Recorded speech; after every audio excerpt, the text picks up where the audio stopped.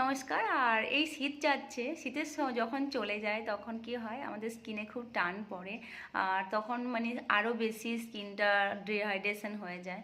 তো এই সময় আমাদের ময়েশ্চারাইজার লাগানো ভীষণ দরকার প্রতিদিন রাত্রেবেলায়, আর সকালে উঠে ভালোভাবে মুখ ক্লিন করে আমাদের প্রতিদিন ভালোভাবে ময়েশ্চারাইজার লাগালে কিন্তু এই প্রবলেমটা হয় না।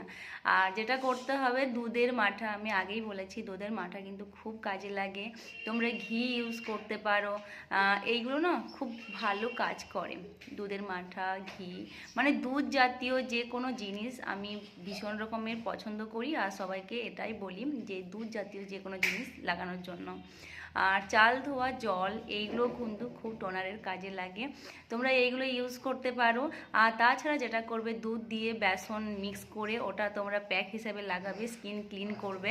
তোমরা মেকআপ করছো এই সরস্বতী পুজোর সময় বা যে কোনো সময়, এখন প্রচুর বিয়ে বাড়ি, তো এখন যেহেতু মেকআপ করতেই লাগে, তো অনেক সময় হয় অনেকে মেকআপ না তুলে ঘুমিয়ে যায়, তাতে স্কিন আরও বেশি খারাপ হয়ে যায়, ড্রাই হয়ে যায়।